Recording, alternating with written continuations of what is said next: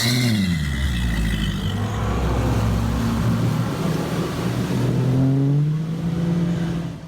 right, welcome everybody. This is Wired for Bass, and tonight's episode we have right here the champ. We've got Christian Ostrander in the house. How's it going, guys? And we are going to be talking about his win at Clear Lake. We're going to be talking about some of his guide service stuff. We're going to be talking about fishing. We're going to be talking about a lot of stuff because, hey, it's just a couple guys sitting back here. You know what we do? We talk fishing. We BS on here. That's what we're doing, and we're bringing you guys along for the ride. Christian, this will be on Bass Angler Magazine, so you guys turn it, and thanks for tuning into Bass Angler Magazine YouTube, and let's get into it, man. So awesome. Hey, you got to carry a big old Pro Am trophy around, dude.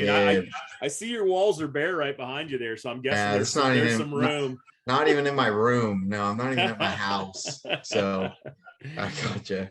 So they're gonna be, man.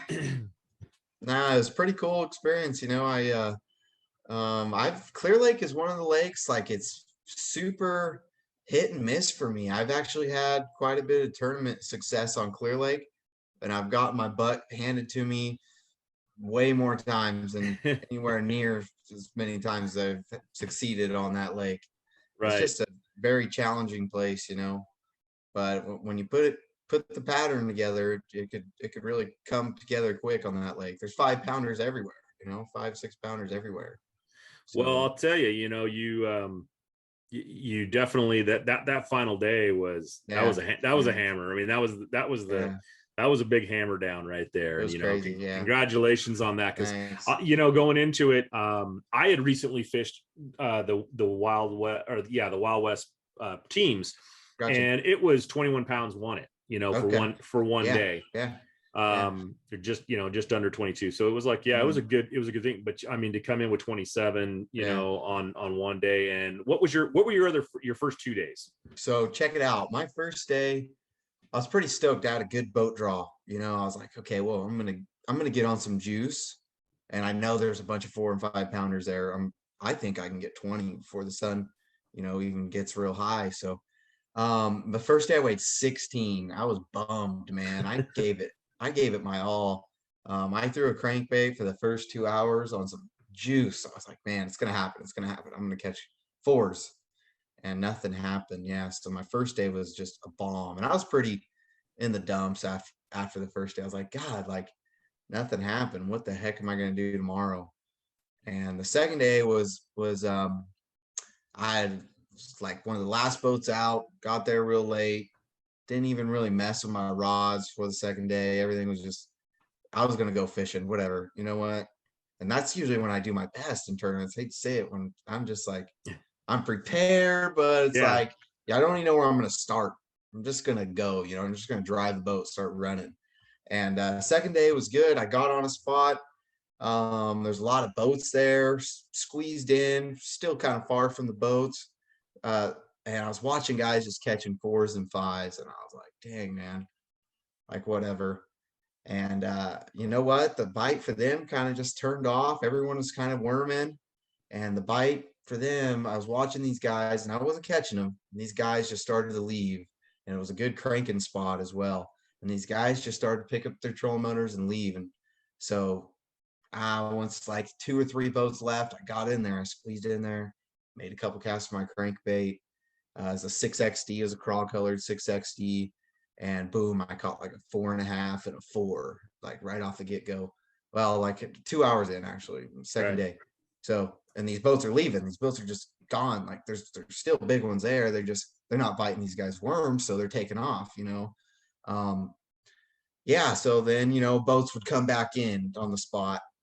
So I couldn't really get up tight and throw my crankbait, boats are too close. If I chuck a 6XD as far as I can, it's gonna be too close to anybody on the spot. So I'd have to back off and worm fish or jig fish. I mainly jig fish.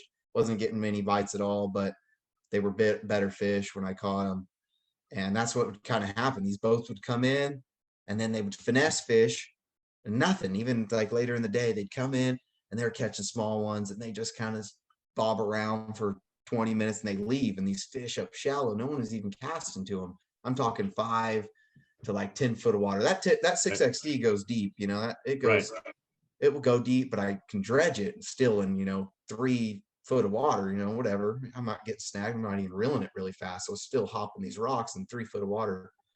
So that's what I did. And these boats would pick up, and I'd those shallow fish would rest for a little bit, and I'd run the whole stretch, throw my crankbait, turn around, run it back, and I'd pick up a 4-pounder like every hour. Yeah, so it was pretty cool. And then, I came in with like almost 21 the second day. So that was cool. There it is. You know what? I was like, I'm going to get a check. It was a good tournament. Came back a little bit. And then I made the top 10. So I was like really surprised. So I was like, okay, well, look at this. Those boats probably going to have the spot to myself, that particular spot. I was like, okay, I'm probably going to have that spot to myself. And I kind of got weird because I didn't know really how many more fish were left on it, and fish were coming back. I'm sure it was reloading and whatnot, but I just wasn't sure. And that third day, I was boat number 7 out, so 6 guys were in front of me, and I was scared that one of the guys was gonna try to get on it. I saw him really trying to hop on it the second day of the tournament when I was on it, and he couldn't get on it. Too many boats every time he swing by, and I wasn't even gonna go to it because I was like, he's gonna go to it. So I was gonna go to another spot, and I was running and I was turning to the other spot. I'm like, what am I doing? There's big fish on that spot. Even if he's there, there's so much room. So I ran down there, wasn't even there.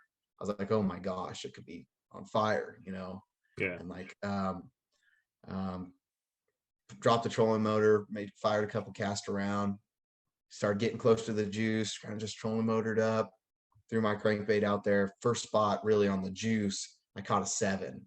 And it's just like, wow, it's just like these fish just get pressure every day, and they just reloads. This particular spot just completely was reloading, new fish on it probably every hour. So yeah, I caught that one. Probably 15 minutes later, I caught the 7, made a couple more casts in there, backed off of it, went down the bank a little bit, came back probably 15 minutes later, caught a 5.5 off of it. And that's all it was. As there was a lot of 5s. There was a lot of 4 to 5-6 pounders on the spot. Yeah. It was just letting them rest, man. You just couldn't keep throwing in there. It was a big rock down there, and they were just all gathered on it. It was the craziest thing. And yeah, so that's kind of how it went. And then third day, I told myself, and I was an hour into it, I got 2 big ones, so I'm just like, it's gonna happen today. I'm gonna, if there's no boats are gonna show up. It's blowing. There's not even going to be any guys out here pleasure fishing. Right. So it was just like, wow. And then every hour I'd pick a good one off on a jig or a crankbait. And that was it. It was crazy. It was wild. By the time it was 10 o'clock, I had to cull a 4-pounder. So then I just was like, that's a good day right there. Yeah. So it was then again, like I knew I had a shot at winning, but the fact that there was no boats out there, this could happen for all the top 10 guys, like no pressure on these spots and fish just bite. I've seen it happen many times in 3-day tournaments. The third day is the best day. Guys just whack them because you don't have everyone out there fishing. Right. So that was going through my head too. So I left. I would even leave the spot and go to a really big fish spot, kept going there. Nothing was happening. And man, you know what? I just played it safe and went in about, 30 minutes early. I wasn't going to go on crazy early, but I just wanted to get in. When you got bad like that and you really know you got a shot at winning, and it's going to be hard to cull, make sure nothing happens, or if something happens, I could call, one of the guys in the tournament to help me out, Yeah. So no, definitely. So now is that your first big Pro-Am win? Yeah, it's my first big Pro-Am win. I've won a lot of team tournaments and whatnot, but I got second in a big Wild West Pro-Am on Clear Lake as well. So that lake, and I've won a few team tournaments as well on Clear Lake. Is that something about that lake? I've had some terrible tournaments on that lake. Yeah. But when you kind of figure it out, things just all happen, and you can run it as well. That's been my experience with that lake. Now, the fish you were catching, do you post spawn, pre-spawn? Yeah, they were post spawn. They're definitely post spawn, but you could tell that they've spawned already, but there's some real fat ones still, you know, that those clear lake Yeah. fish just tub up quick. Yeah, I was gonna Yeah, say there if was they were, if they were part of the first spawn, that first wave yeah, coming back in, those post spawners were already feeding up yeah, pretty heavy. yeah, yeah. So So that's what I was seeing is just big, and it just still blows my mind how many like the spot I was fishing, how many boats were cut like even that second day, like people watching these guys catch 5-pounders, and I was able to keep my cool, like, and just kind of stick it out because I knew no one was really cranking, or even if they were going to throw a crankbait, they were not throwing it slow enough. They'd kind of just reel it in or throw like a bigger crankbait, throw an 8 or a 10 XD, and they just weren't eating that for me. They were not even messing with that. You know, that 6 XD really isn't even that big, so they were just munching it. no, it's a good size bait, but it's not an oversized bait. I mean, it's absolutely. It's not the 4 or 5. It's not a 3.5 inch or a 4 inch. It's that nice size. So that's a good bait. And I mean, that's a great, I mean, when you find that, like you say, I mean, and you just like, that's just gotta be, I don't know. And mostly north, mostly south. Was that, I mean, you don't so give I the was spot fishing away, mainly, but I was mainly fishing south. okay. Fishing close to like Canocti Harbor. I did stop on good old Henderson. Yeah. The first day of the turn. Yeah. You know what? I only practiced one day, practiced the day before the tournament for like 6 hours. So I went out 2 weeks, right before the cutoff, right before the off limits. I spent like 4 days straight out there. And you know what? I really didn't feel like much was going to change, and it didn't. Really nothing really changed at all. And before the off limits, caught a bunch of big ones off Henderson. And the last day of practice, I only practiced that last day. I caught some big ones off Henderson, and I didn't really feel weird about beating them up or nothing because it's Henderson. The boat's going to come up behind me and catch them. So I really wanted to dial in the pattern too. So I tied on that crankbait in practice, and that's when I kind of just dialed in. That's when it was like, wow, you know what, man, I was catching them good off Henderson on a jig and whatnot. But when I really realized how good they're eating that crankbait, it was like, wow, this is ridiculous. You know, this could be huge, you know, but that first day they didn't eat it, man. They didn't eat it. They didn't want it. I caught some fish on it. I caught some 3-pounders on it, but it was really hard. Like I said, it was really hard to get on the spots first day. I think I was running around too much. Every time I'd run by a spot, there'd be a bunch of boats. I'd turn around and run the other spot 5 miles away, you know, so it was kind of spreading myself out way too much. And then I went north through topwater. I had a good topwater bite going north, and it was just a complete bust. So I was like, you know, not feeling good after that first day. It was like, wow. Now there was between the practice time and, or for when you first practiced, for the 4 day, when you had the 4 days in between that and the time of the tournament, there was that big cold front that came through. Yeah. Do you think but then by the tournament day, it was already starting to go away and you were starting to warm up. You think that first day really had to do with that cold front? It was cold. It was definitely cold, but the spot that I really got him off 2 days, another guy got him really good off that spot. So it was just like, fish were there, they're biting. It's just, I couldn't get on stuff that I knew I could really catch them. I started just running rock, I just started running new stuff because I couldn't even get on anything.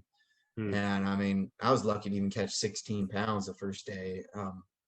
But I don't think it messed with them. I think the fish stayed there for sure. There were some, I think they stuck it out, and so I don't think much changed in that way. And you know what I did do that first day? So check it out. They weren't eating that red crankbait at all the first day. And I started to realize that big time, like it ain't going to happen. So I tied on just a shad color silent. They weren't eating the red.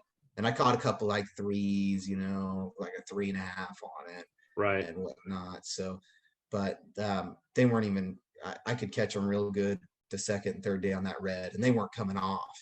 They were choking it. I was getting the fish to the net. They weren't coming off whatsoever, and they were jumping, doing flips. My big one the third day, 7, doing flips out and running out deep and didn't come off. So that's fortunate. Yeah, definitely fortunate. Especially with Clear Lake. Yeah, I know, crazy. So that's how that went, man. It's Well, that's pretty a cool. good, yeah, I mean, that's a good tournament right there. You know, you can't take another away. It was, hey, you know what, fighting it out, getting all the way up there, and then crushing it on the last day. That's Yeah, you know, yeah, that's a good day right there. So, yeah. And yeah, is that you've got the Columbia River next? yeah, so I didn't go to Shasta. Mm. You know what, Shasta has really got my number. I've never really, I've caught big ones. I've caught really big ones out of Shasta, you know, I've Right. got, but something about, I've tournament fished that lake for like 2 years now, 3 years. And I haven't had much success at all. So this year, you know, kind of a lot was going on in December, January. So I was like, I'm just going to sit out Shasta. I do want to make the Wild West, the Apex series. They're having Okay. that, and I can still make it. They take your top 3 best tournaments. So I told myself, you know what, I'll go to Delta. And if I do good there, I'll go to Clear Lake, and then I'll go Columbia River, and I'll make the Apex and whatnot. So Yeah. did good at Delta and did good at Clear Lake. Would So. you end up at the Delta? I think I got 7th. Okay. Yeah, I want to say I got 7th. I made the top 10. That was cool. You know, it was So tough. you're sitting pretty good. You got to go to now you're putting so you took Shasta out of the equation. Yeah. You put the Delta and you put Clear Lake in the equation, and now you've got to go up to the Columbia River. Yeah. And to make the Apex, which is, you know, something special. To make the Apex, you got to have what, a top 10 up there, you think? You know what? They take the top 8. I don't know how much he said he was going to. I think they're taking the top 10 guys. Okay, yeah. So if they do that and they take your top 3 events, right? Yeah, you know what? I think if I get a top 20, if I get a top 20 at Columbia River, I'll be fine. Well, that'd be awesome. What? Yeah, that'll be cool. Absolutely. And you know what? So that would be really cool. But I don't know Columbia River. I haven't even looked at it in a map. I was gonna say how far out is that? August. Yeah. The first week of August. So all right, so we can still talk about it. I can't. Oh, absolutely. I don't want to get you in trouble. You know, absolutely. Hey, we can't talk about anything, guys. Yeah. You know, because I don't really have anything like I'm not. I'm not like, oh, here's here's everything on the Columbia. I don't really have anything on the Columbia.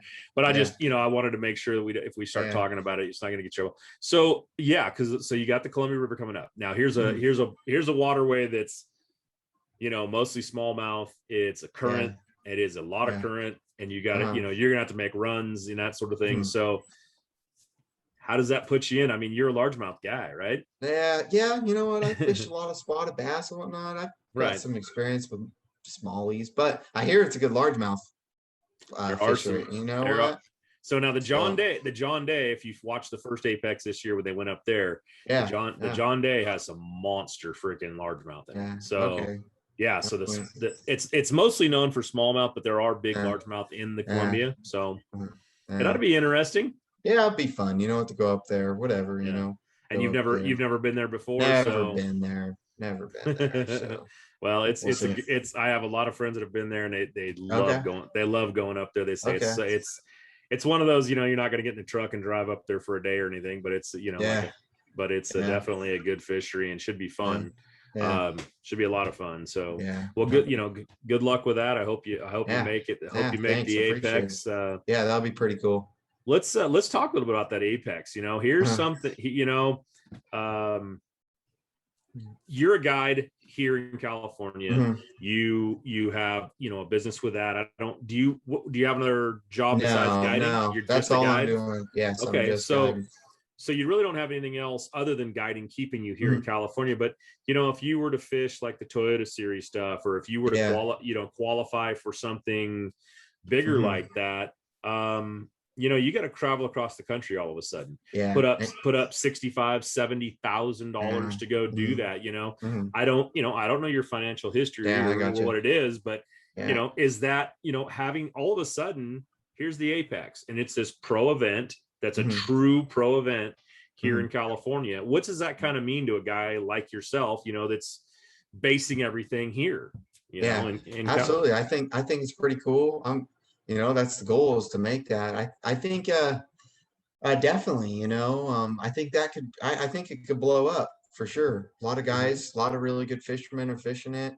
I'm curious to see, you know, what kind of coverage they get, and, you know, the film they come out with, and, you know, how many people are going to jump on it, you know, because not a lot of people right now still don't even really know what the apex is yet and whatnot. Right. A lot, you know, a lot of people know about it, but there's still a lot of people like, what apex? What's that? You know?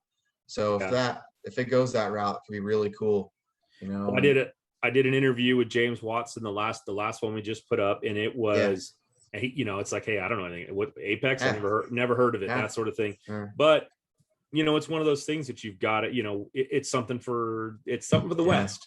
It's yeah. something for the West. It's got, you know, Absolutely. they're not going to keep bringing those tournaments Yeah, out here. You know, yeah, the Bassmaster, the Toyota stuff, yeah. they're not drawing enough. They're not going to They're keep not coming drawing stuff out nothing. here. No, Yeah, no, 75 boats is just not a lot of tournaments. And if they don't bring yeah, them out, I mean, that's one thing. But I kind of question how many people are actually looking to go on that pro circuit and, you know, that side of it and make it with the Apex yeah, here. yeah.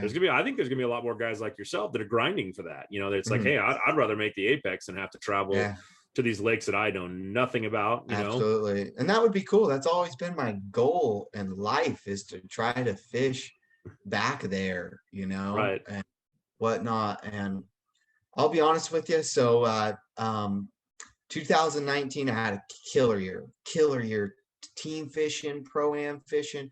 I was on it, man. I couldn't really do much wrong at all. It was crazy. And that's all I was going to do. I was like, well, you know, I have the talent and whatnot. I want to make it. I want to try to fish, you know, MLF, go fish tour or something, try to make the Right. Bass Masters, fish the Bass Nation and stuff like that. And that was my goal. And then the next year, 2020, last year, I fished a lot of tournaments, man, and I got my butt handed to me. Nothing Right. was really clicking last year. I did good in a couple tournaments. I won one or two, you know, somewhat big events, but man, I got my butt kicked in a lot of stuff, and and I went broke, man, many Yeah. times. You know, you literally, I'm a young kid, man. I'm 22. Right. This is all I do. I just guide. I don't, you know, I just, um, um, I'd put all my money into these tournaments, man, and it just wasn't clicking. I went and fished the U.S. Open. I went and did a bunch of stuff, and nothing was really happening. And I really this past winter, I really sat down and just like, I don't like being broke. I don't want to be broke. Guys, I know there's guys out there on tour that are broke, man. That's not Yep. fun to me. That's not fun to me, man. So No. if this Apex deal, if I can get into that, that'd be pretty sweet. I'd be more than happy for now, just guiding here in California, fishing all the Wild West, the Pro Am stuff, and fishing the Apex. You know what? That'd be pretty cool to me. I wouldn't have to. I don't need to. Going back there, that could be something I could do. And 5, 10. I still have so much to learn. So much to learn. Oh, you've got you're 22. I mean, Yeah. Yes. Yeah. enough said right there. Yeah. You've got, you know, Yeah. years to go to make it back there Absolutely. if you Absolutely. really want to get to that position. But Yes. it's crazy because you did learn one thing about, hey, 2019 was Yeah. that was, you were clicking and you were going and it's like, oh, I'm on it. And then 2020 Yeah. comes and just like Yeah. the rest of us, the life, everything falls Yeah. out and you go, Yeah. holy crap, what if Yeah. you'd have been Yeah. back east, and you're Yeah. back there Exactly. going, now you got to Exactly. scramble to get home Yeah. now. Yeah. Yeah. Yeah. Yeah. Not fun. Don't sound fun at all. So, But that kind of leads me into a question, and it's with sponsorships and things like that, that's going to absolutely. be, you're 22 years old. Hmm. You're going to need to be able to, if you want to fish those events, those Hmm. levels, that the apex, even the apex, you're Hmm. going to, it's money, it's money, Absolutely. it's a lot of money. Hmm. What do you think coming into it? What are you going to have to do to start getting those Definitely. sponsors to come on? Yeah. You know what, man? I've always been by just fishing, just kind of Right. doing my thing, and I really just never really been worried much about sponsors. I just love fishing, man. But Right. now coming into it, I have gained some really cool sponsors and whatnot. But that's something, yeah, I'm gonna have to gain a lot of sponsors, and that's a whole different thing. That's gonna be a whole nother, Yep. job basically. That is a job. So It's a it's gonna be a job. job, but I'm real curious about it. Something I haven't done. I haven't really worked at a show or anything like that. Right. Um, I need to get better at my, speaking. You get up on a stage, you do good. When I'm exhausted, man, and I have a Yep. rough time talking. It's not, I'm just like, yeah, not good. It's terrible. It's not good, man. And Uh, something like that, I just got to get better with. But definitely the sponsor side, I got to really open up about with that, man. Got to really start getting some sponsors, because even if it goes that way, and let's suppose I kill it on Wild West and the Apex and fishing the Toyota series here for the next 2 years, stash up a bunch of money, get some sponsors, I could try it back there. And you never know. I've seen it where guys go back there and they kill it, they're just well, I'll tell you what. Watson gave me a number last week. When I interviewed him, he gave me a number, and he said before he pays a single electric bill, he's in the hole $70,000 in entry fees, fees and travel and everything else. He stays at a camper. He stays in a campsite. He's not, this isn't professional golf. This isn't, these guys aren't staying in luxury hotels and everything. They're camping and barbecuing on grills out back.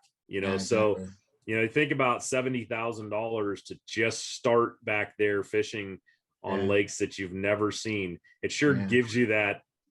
Hey, the Apex is a pretty sweet little deal out here. All of a sudden, but yeah, I mean, that tells you where, that sponsorship stuff goes, hey, take yourself to college and get yourself some public speaking classes. Exactly. And I did a little bit. I feel like, I feel like I can talk, I'm pretty excited about fishing, I feel like I can talk, but when it's said and done, man, and you practice for 2 days and it's your second day of the tournament and you've been running off 4 hours a night of sleep, man, when it comes to it, it's hard to talk when at that point, right. So but yeah, stuff like that. I love fishing. I feel like we could sit here and talk about fishing till midnight, well let's do some of that. So let's let's talk a little bit about the transition right now. You said you're off the Delta today.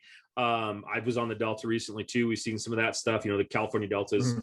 This time of year, a lot of people head to the Delta because it's just, it's got that water. It's got that water that's moving. There's so many good, big fish. There's so many fish, and it's a place where you can kind of get on there. But we got this, we've got summer. It's summertime transition right now.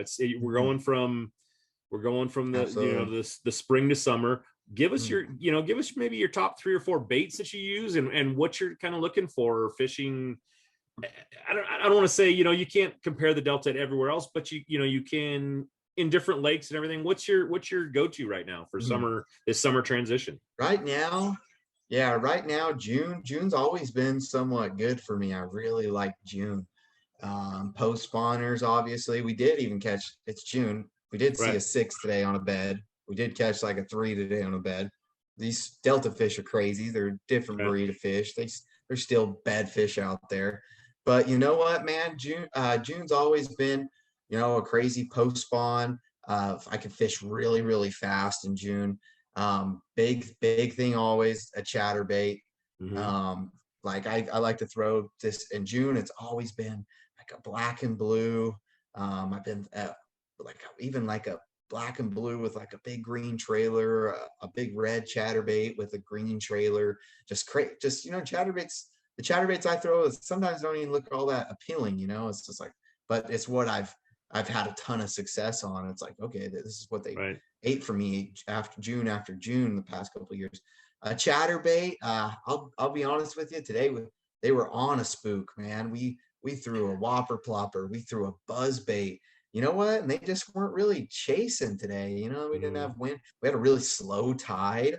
We started in the morning on a low outgoing right at the bottom of the low switch, and they weren't really chasing a plopper at all. Had a lot of low tide, so we punched. We actually caught like a 5.5 today punching. We punched for like 3 hours today. Got like 2-3 bites. Punched a 5.5. I don't think it's super hot and heavy out there right now for fish. Catching fish wise, for me, the areas I'm fishing, I'm really trying to target, 4+ pound fish. Right. And in these areas right now, for me, I'm not getting a lot of bites, but definitely chatter, spook, frog, punching. I love to punch this time of year. You can roll up on a bank though. You can hit 6, 7, 8 banks, nothing. You're about to give up on it. Boom, hit a bend in the river, perfect hydrilla, and punch 2, 3 big ones. Right. Stuff Right. like that. And they could be one day in the hydrilla, one day in the hyacinth, or the penny ward, or it's just something like Right. that you got to change on. So, but those 3 baits, I mean, frog, punch, spook, any kind of top water, plopper too, chatter. Right. Right. I will throw a spinner bait a little bit, something I'm gaining a lot more confidence in, something I didn't really have much confidence in on the Delta, that is, as a blade. And that's really coming into play this year for me for, Right. 4 or 5 pounders. So yeah, that route. So those are the baits I've been really spending a lot of time with. Now to transition that a little bit, you got where's your main guiding area? Is it Pedro? Is it Okay, so I guided a lot on Pedro, McClure, Maloney's. I did a ton of that. And you know what? This year I've been really trying to stick it on the Delta. Of course, I'll go to Pedro, and whatnot. Right. I know those lakes really well. But Right. Delta's been the place, man. That's where I've been guiding 4, 5 days a week lately. Well, And that's a lot of basically, people want to fish yeah, there. A lot of people want to yeah, fish there. So yeah, basically no, since like March. right. I've been guiding out there 4 or 5 months. I mean, 4 or 5, usually 4 or 5 days out of the week. Yeah. Yeah. So, and I'm Well, staying. What's that? I said, well, so let's take the contrast then. So you have the Delta, Yeah. and then you're gonna go, let's say, to Pedro. Some Mhm. guys like, I got to fish Pedro. Hey, Yeah. I got to start fishing Pedro. Yeah. Yeah. So I got you. I got the championship coming Yeah. up there. It's like, Mhm. I need a new boat. Mhm. So, Yeah, absolutely. but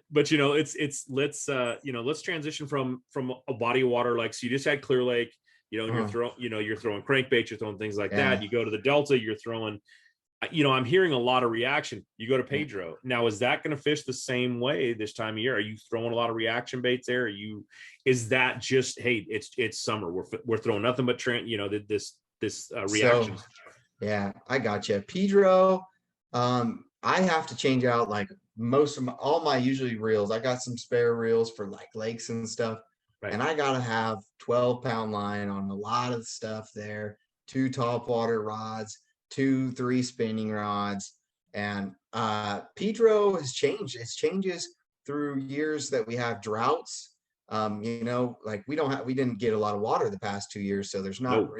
there really isn't a ton of oxygen in the water. Water's crystal clear. The weights go down dramatically in the tournaments in the last 2 years on Pedro. So yeah, I got to change everything over. So spinning rods are huge, man. I love throwing a spinning Mm-hmm. rod on the Delta as well, on Clear Lake and whatnot. But most of these tournaments getting won on Pedro the last 2 years have been spinning rod, Right. finessing, which is something I like to do, but it's hard for me to want to go for the win on a place like that.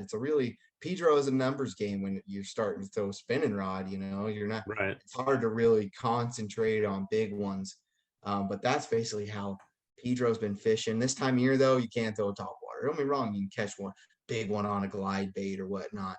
But I've played that game, man. You go out and practice for for a Pedro tournament, you're throwing a glide bait, you're throwing top water, you know what? You're getting these blow ups, no hooks, and game day rolls around, get your butt kicked by the worm fisherman. You know what? But it could happen, you roll up on the Yeah. spot in the morning and catch a big one on a spook, catch a big one on a glide bait, catch a Right. big one on a 10XD. They'll still eat that kind of stuff, but you got to kind of hit them. What my experience on Pedro is like low light, boom, yeah, you Right. got a little window, man. You get that low light, those Pedro fish group up big time. They'll roll around in groups of wolf packs of 5-pounders, and sometimes the only time you get those fish to even have a shot at biting before the sun comes up, when they're just fired up, they don't Right. even really know what's going on. But yeah, definitely it's tough to go from Delta one day, and then I'll send Pedro. I literally have to change everything. I got to throw different boxes in the boat. I got to throw boxes out. But it's cool, it keeps you sharp, to fish in bodies like that. I just don't want to be great on the Delta or do good on Clear Lake. I want to be good at clear water fisheries like that. Oh yeah, that's so much different. And I've had a lot, like I said, a ton of success on Pedro, but crazy good rain years, tons of oxygen in the water, just throwing top water all day, throwing crankbaits this time of year, June, just stuff like that. I've got them on a big worm in June. You know what, man? It's just right.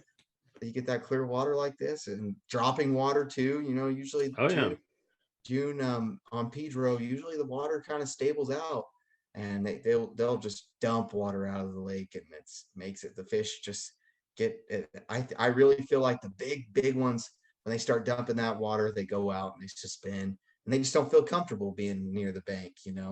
Right. It's always moving, and they like stability. Yeah. So that's my experience with those lakes, and it's tough, man, going from Delta, Pedro, Clear Lake, Pedro, right. Delta, but it's fun. It's fun. Well, it's one of the things that I think, and you'll find that, and if you look at hey, you're striving to be in the apex, you're striving to be in some of these other tournaments, you can't be single-minded. Yeah, you can be really good at Clear Lake. Yeah, you can be really good at the Delta. You can be really good at Oroville. You can be really good at, but when you look at stuff like the apex and what they're doing, is they're taking most of those anglers out of their comfort zone. They're putting them on, absolutely. They're putting them on, the Columbia River. Oh wait, we're gonna go to John Day. Oh, we're gonna go to Almanor. We're gonna go to we're gonna go to Amador. We're gonna go to Pedro. We're gonna go these places that So talking, saying what you're saying, being well-rounded out here is going to be, such a benefit to you. Exactly. So when you're, I know you're guiding it, the play, you guide where people want you to go. Absolutely. Yeah, absolutely. Maloney's, Pedro, we go wherever, So now that's another one right there is Maloney's. And I know last year was a tough one to get out there, but it's a fishery that has really made a name for itself. Absolutely. And recently, but you're mostly fishing for what, big spots out there with a few largemouth mixed in now? Absolutely. Or is it... you know what? I think it's a better largemouth fishery than Pedro, and Pedro's always been known for largemouth. I think there's so many big largemouth in Maloney's. It's insane. Yeah, there's some giant spots too, but it's just a big giant mix. I think it's just a bunch of big spots, bunch of big largemouth, but tricky to catch sometimes.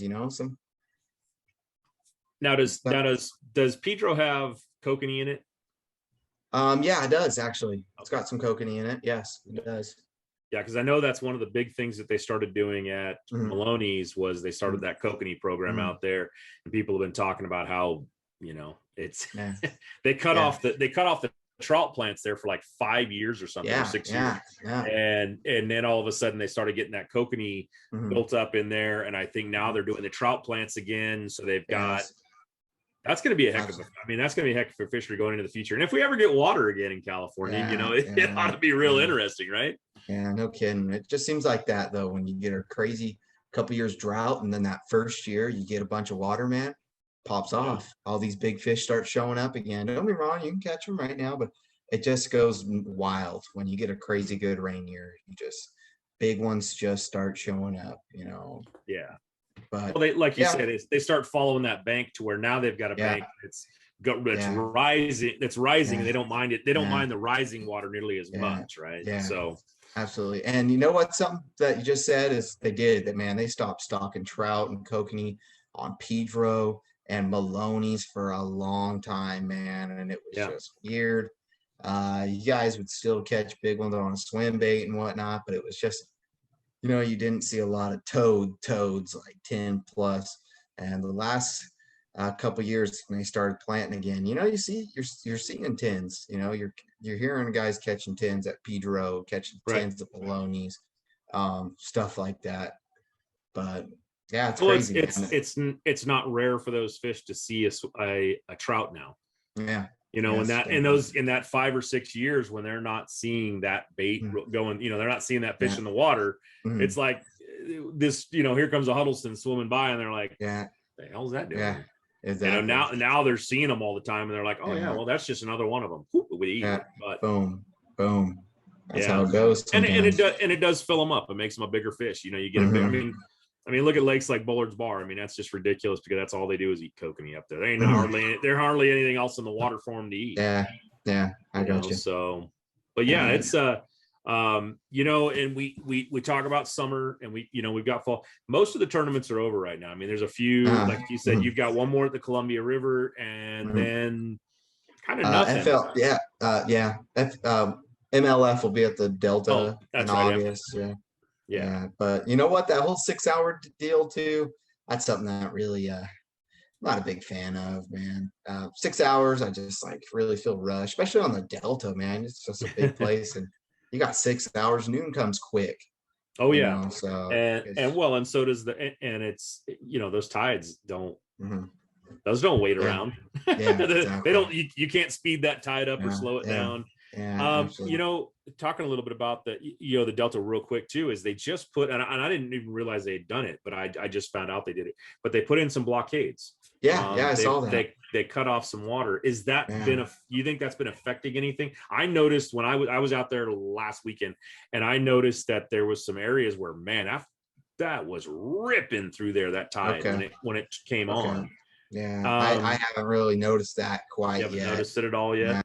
Yeah. I've been on the river a couple, and they did it not too long ago, right? They only did it. I think it was week before last they put them. They came in and put them in, and I think it's to help slow down the dropping water for the drought. So I want to check it out. I definitely want to check out these barriers, whatnot. But I haven't been anywhere really near them. I've only been on the river like 2 or 3 times in the last 2 weeks.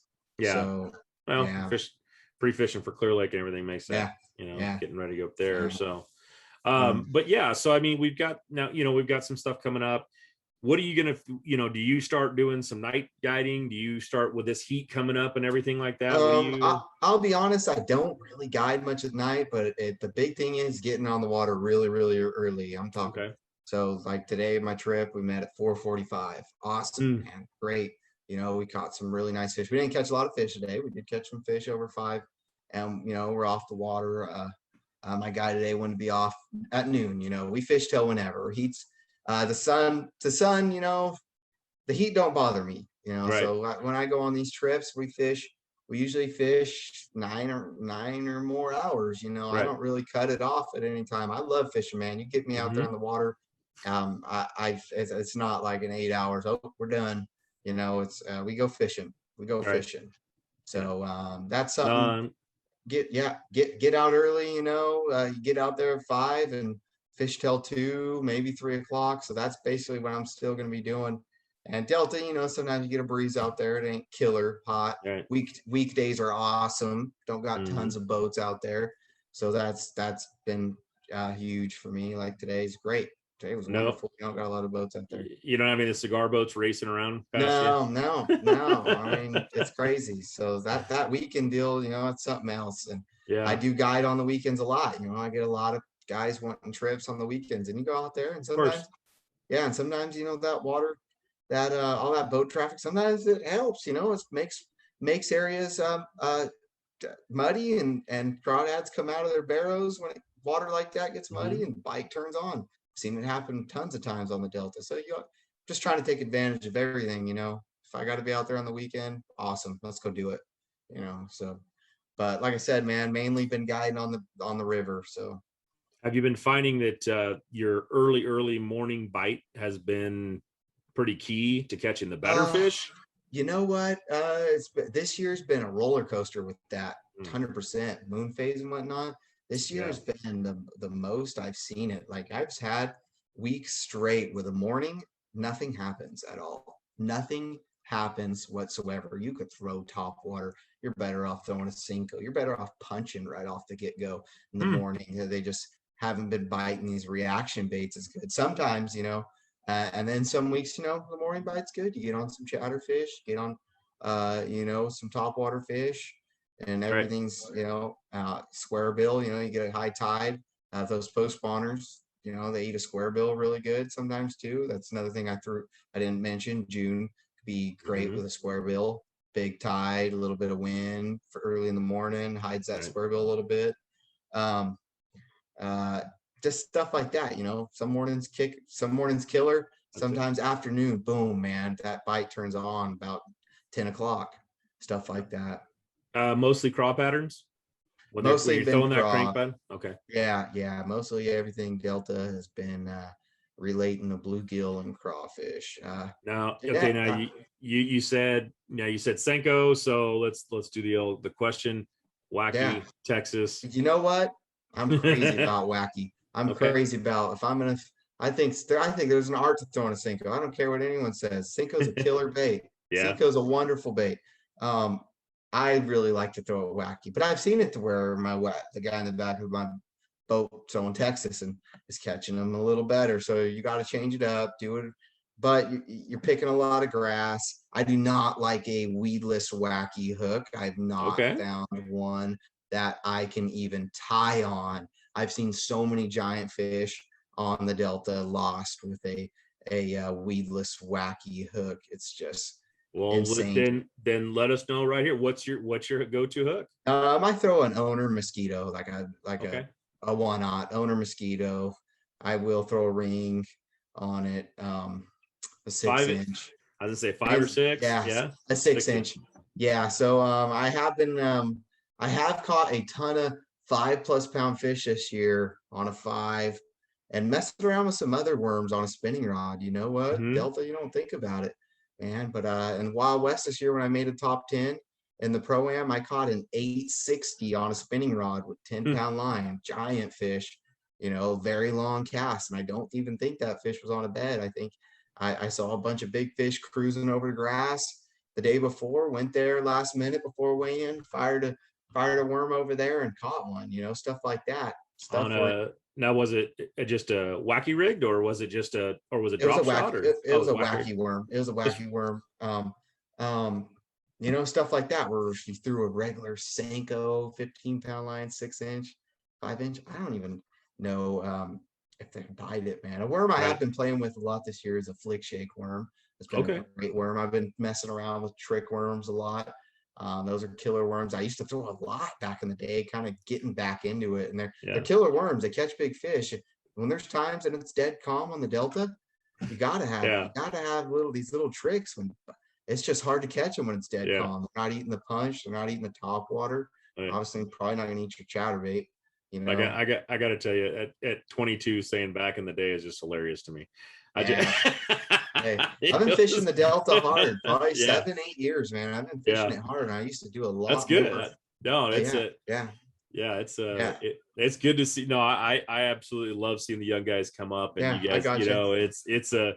it's a cool deal. Mm, And yeah, guys like yourself that are just so passionate about it. yeah, absolutely. Yes. And Yeah. the opportunity. I think it's so great to see the opportunities that you have Hmm. nowadays. Absolutely. I've Yeah. said that a couple times on here that just, I wish back in, 20, 27 Mhm. years ago, Yeah. 28 Yes. years ago. I'm trying to think of when I was in high I school, got you. 28 I years got you. ago, Yeah, I got you. that I would have been, it's like, man, if I'd had those opportunities, I might have, Mhm. gone to Yeah, college and gone absolutely. to college and fished the college circuit, had a Yeah, scholarship yeah. with Mhm. fishing. I mean, how's that work Yeah, out yeah. nowadays? I got you. Yeah, that stuff's pretty cool, man. That's something I didn't mess around with much. The high school Right. fishing, the college fishing. Right. But you know what, man? I worked at CNC all through high school, right here in Mm, Modesto, right. and I mean I had a crazy passion for fishing. My dad's got a Triton. You know what, man? At my senior year in high school, I saved up enough money to buy a nice boat. I'm still running that boat. It's a Triton. It's an Nice. '05. You know what? That was a huge deal to me, as a buying my own boat like that, and being able to go do my own thing, you know, not have Yeah. my pops and his boat, and got a lot of passion for it. Got so much love for it. One Mm, thing, I think I used to be a little too serious. yeah. I would do good in tournaments as well, but I stopped having fun. Yeah. 2 years ago, I was just getting too worked up about these tournaments, wanting to win so bad that I kind of stopped having fun in it. And that's what happened kind of last year, man. When I was sucking, I was like, man, I'm not even having fun right now. You Yeah. know, barely making it home, putting gas in my stinking car, broke, not having fun, beating yourself up. This year, man, saved up a bunch of cash. Just whatever happens. I'm out there having fun. Don't be wrong. Right. You're gonna get a little frustrated in tournaments when you're not catching them and Of it's course. noon. But I started having a lot more fun, just enjoying it. Don't get too worked up. Don't get super crazy about it. Just fish the tournament, man. Yeah. You know, I've really realized that I've had a lot more better second days in these pro-ams than first days, because I'll get, antsy and I got all these spots the first day. And the second day, I just like, whatever, man. Yesterday was tough. Yeah. Whatever. You know what? I'm gonna go fishing today, and that's usually when I catch them. It's Right. crazy, man. Even on the river, that's happened many a times in pro-am events. Just Put second put day. put down all the preconceived notions, go out there, take it Mhm, back to what it's mhm. supposed to be, and that's just Exactly. fishing and having a good time. Yeah, exactly. So is that basically how you got into it? Was your dad kind of getting you into it, or? Yeah, you know what? I had another buddy, my buddy Chris Agano kind of got me into it. I'd go fishing a little bit with old Rich Hale, a little Mhm. bit. He kind of would take me fishing when I was like 11 or 12. My buddy Chris Agano, though, definitely kept me in it. Definitely called me every day, encouraging me to fish more. And I was really gung ho about it, man. Right. Probably since I was 11 or 12. All I Yeah. thought about was bass fishing, riding my bike to the river, just crazy about it. That's kind of who really got me into it. My dad too, he'd take me fishing and Right. whatnot. It was really cool. I just can't believe how much I learned over the years, because I thought I knew a lot, even back when I was 13, 14. Right. I thought I knew a lot. Even when I started fishing tournaments, I was probably 14. I was like, oh yeah, I'm gonna win this tournament. And it'd be like an open tournament where like Bub Tosh and all these big name guys show up, and just like, nah, what am I? It's just boom, so much to learn. So that's what I think. Over the fishing with many different guys over the last couple of years, you can learn. Yeah, and another Right. thing too from guiding. Yeah, you think I'm out there guiding, and I am. I'm out there showing people all this stuff. I'm learning from other people too. People that Right. maybe don't even to fish that often. You know what? They do something a little odd, and it's just like, what? And they catch a 5-pounder doing it. All this stuff, boom, it's right here. It's right Right. here, man. Everything. I'm taking in knowledge every day. So stuff like that, man. I'm Right. learning all the time. There's still a million things to learn. So Well, that's a great attitude, because a lot of people don't. I think a lot of people don't take that attitude anymore, and they yeah. they kind of get Mhm. stagnant in the fact that, oh, I know, I know how Yeah. to fish. I know how to fish. I know how to Mhm. fish. Don't tell me. Mhm. And they go out and they get their butts handed to them in a Mhm. tournament, and they go, well, I did the same thing, and it's like, Mhm. but you weren't doing the same Yeah. thing. Yeah, There's exactly. you're constantly changing. Mhm. Everything is. Mhm. You love to fish one way, and you Yeah. fish that way, and you fish that way, and you fish that way, but it Uh, doesn't turn out, and somebody else comes in, changes one little thing, and it's like, yeah, the fish haven't seen that as much. yeah, So exactly. that's the deal. But no, Exactly. it's good to see. It's good to see that. Mhm. We're out here. We're in the West. We have no water. We're we're fishing Mhm. all these different things. What if you're, I know, with the Delta and everything, we've talked a lot about that. We talked about Clear Mhm. Lake and stuff. What's your, do you have little fun lakes that you go to that you like to fish that are just like, hey, you know what, this is a great, cool little place to go, and Yeah. I've always You grown know, up doing it here. yeah. You know what? There's a little place called Salt Springs, pretty cool place up by Maloney's. A lot of Yeah, people know about it, and there's just times you get absolutely no boats there for yeah. weeks in a row. And that place, I'm actually going there tomorrow on a guide trip. That's going to be There you really cool. go. I have people who know about that place and who want to even just go back there every time we go on a trip. So, and that place can be killer. And it's usually different baits every couple weeks. Like tomorrow, Yeah. I'm expecting to go do some punching, doing some frogging, throwing a whopper plopper. The last time I went there, man, I'll be honest with you, it was a Ned rig bite. We caught him Yeah. stupid good on a Ned rig, and that was kind of the bite. Um, that place is pretty cool. That place could be pretty special. Yeah, And I a got lot of I got taken there one time, and it was a really fun lake to fish. yeah, I had a good time there. yeah, definitely. Other than that, Um, man, if I'm going fishing, I'm going to Delta, I'm going to Pedro, I'm going to Clear Lake. If I'm going fishing, usually that's where it's at. I try to keep myself around those bigger bodies of water for sure. Yeah. Well, hey, those are the ones that unfortunately, unfortunately, I guess, you got Shasta, somewhat Oroville, Clear Lake Delta, and then I guess Pedro is enough that last. Those are the ones that we hold the tournaments on. I'd like to say that, we're going to see some other things. Lake Almanor. I think Almanor's become one of these lakes that people start to go to again. Now that the Apex kind of showcased that. I grew up fishing there. I've won a few tournaments. I've lost some tournaments up there, and it's one of those heartbreaking. And it's but that is such a fun fishery. If you ever get a chance, run up there and fish it. You'll love it. I mean, it's a great smallmouth lake. Has largemouth in it. But it's a really good fishery. There's so many great little fisheries like that around here that we have in California that we can fish, and so it's one of those ones. But they get out there and you'll see them. I think that you'll start seeing them, the more you work towards the Apex, the more you work towards some of those, you'll get them, be fun. Absolutely. Nah, we'll see what's going on. I'm excited, man. Still got a lot this year though. There's still a lot coming up this year. Wild West TOC's on the Delta in November. I've never fished a big tournament in November on the Delta, and I fished a ton in November on the Delta. I think it's a little, it's a very challenging time of year in November. A lot of guys struggle, but I think it's something you can really put mega bag together in November on the river. Yes, you can. Yes, you can. I'm talking. The Future Pro used to go there all the time in November when I was fishing that stuff. Yeah, they would go down there in November, and it's amazing what you can put in that absolutely. box.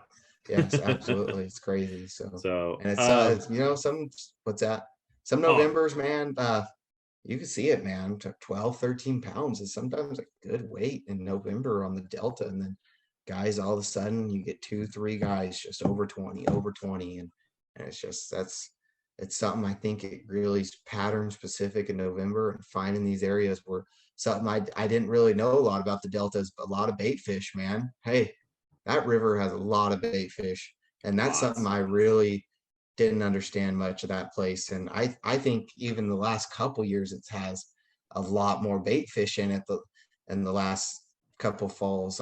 It's unbelievable to me, the last 2 falls on the river, how many bait fish are in that place. So something like that, man. Well, it's funny you said that, because that's kind of one of those, now that they've been spraying so heavily, the hydrilla is, or not hydrilla, the hyacinth is really scarce. I mean, it is not what it used to be, but what it is the Delta is kind of reverting back to when I started fishing it back 20 plus years ago, and there's just so much hydrilla everywhere. Yes.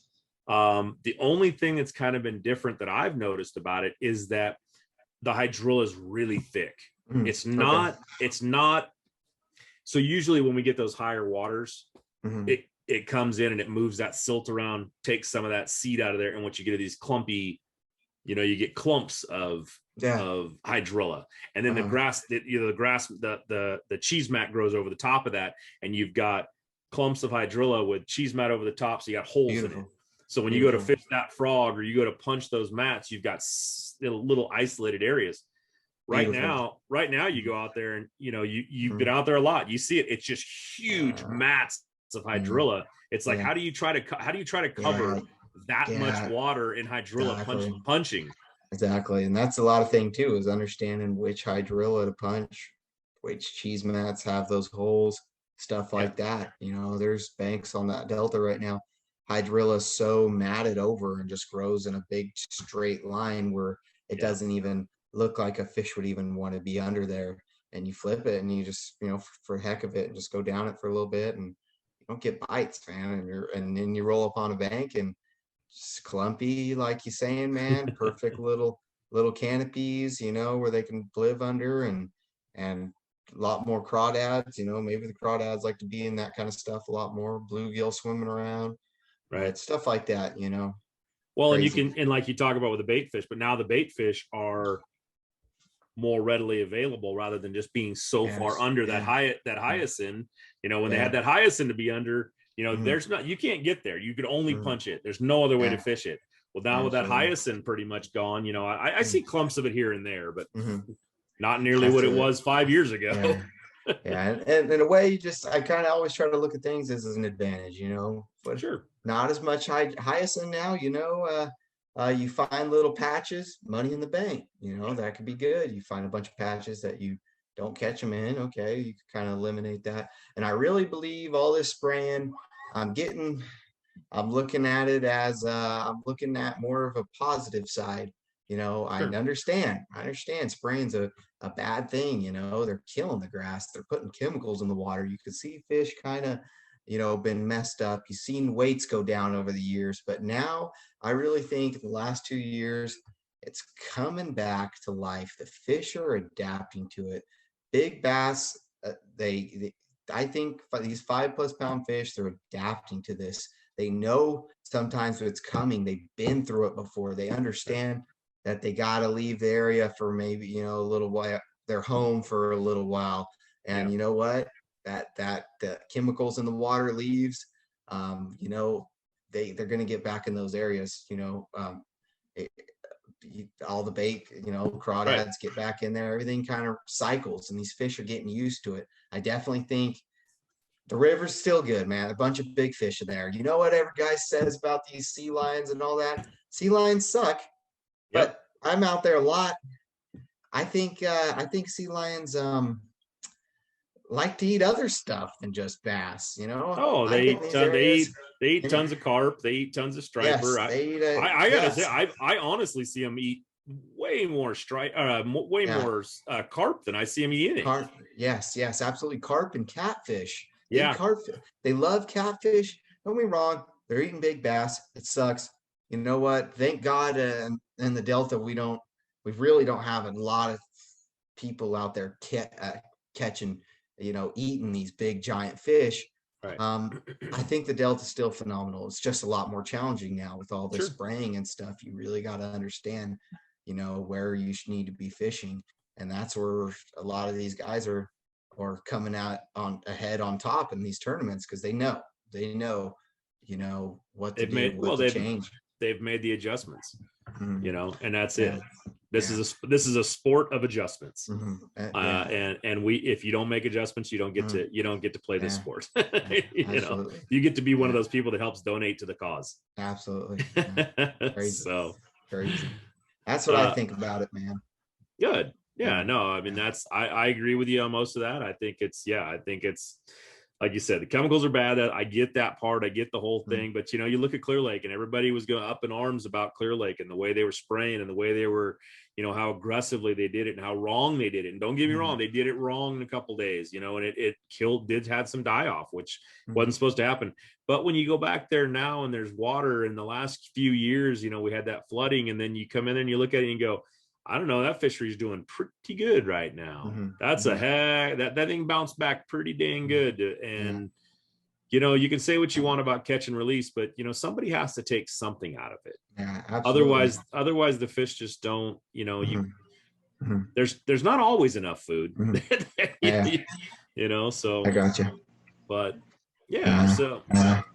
That's how well, we've got so you got a couple, we were talking about a little bit of sponsor. You got a few sponsors out there. We got you are one of my absolutely, yeah, RB Bass absolutely. brothers out Mhm. here. So Yeah, I love a bunch of great RB Bass guys, man. Honestly, RB Bass helps me out like you wouldn't believe. yeah, Thanks to all our guys out there for sharing. And honestly, I'll be 100% honest.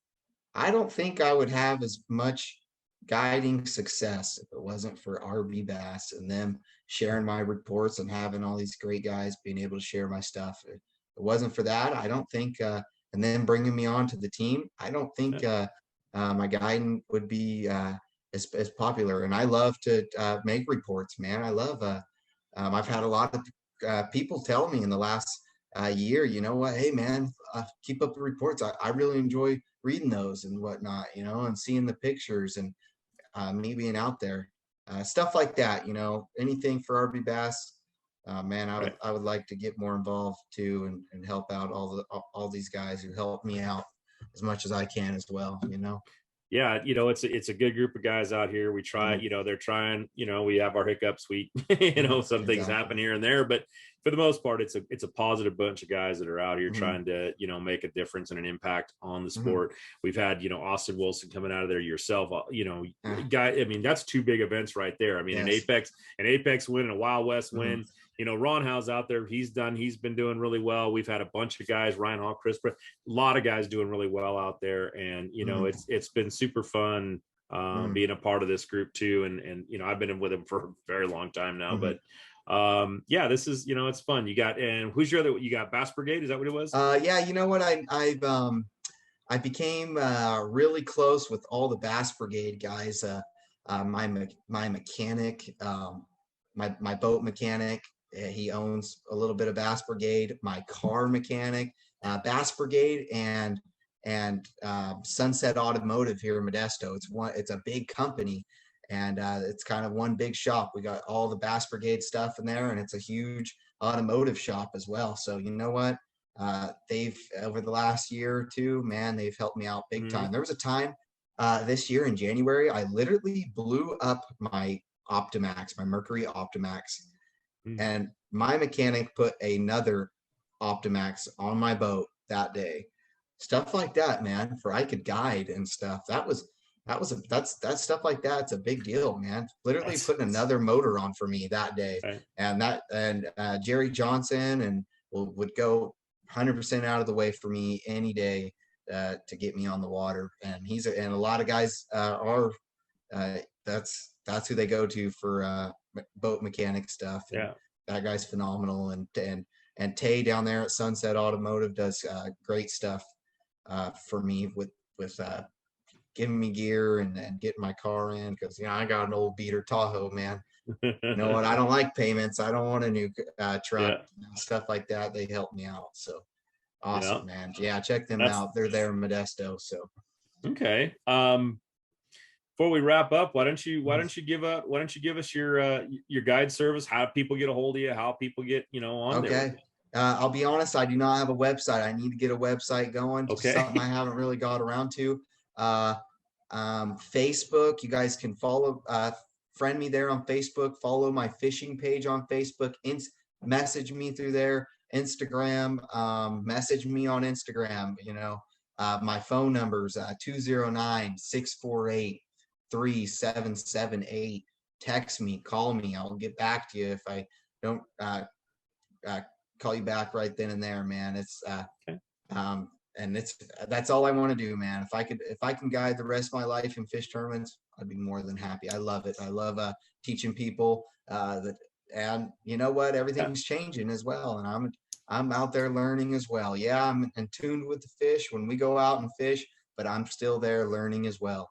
And like I said, nothing wrong with that. Yes. So well, Christian, I want to thank you for coming on, man. This is great. Yes. We really appreciate it. Congratulations on the win again. Thanks, man. It's something special, something awesome. Doesn't happen very often. And now my drive to win a big event is that much more now. You learned how to do it. Yes. And it takes, and that's the one thing I will say. I think it takes you don't really know how to win until you see what it takes to win. And then you can just sit back and go, that was a lot of work. I got you. Absolutely. So, but again, thank you for coming on. We appreciate it. Absolutely. I hope everybody out there enjoyed the show. Yes. Christian's a great guy. He's going to be out there on the water. He's going to do the work for you, and it gets you on there. So if you want to get out, you want to learn about how to fish a little bit, some of these waterways that you like, the Delta, the Clear Lake, the Don Pedro, tell him somewhere you want to go. I'm pretty sure he'll probably go. Yeah, absolutely. He loves to fish. So but thanks for tuning in for Wired for Bass. Right. This is Big Ed signing off, and we'll see you guys on the next one. Thanks again, Christian. We'll see you on the next one. So appreciate it, Ed. Thanks for having me on. No problem.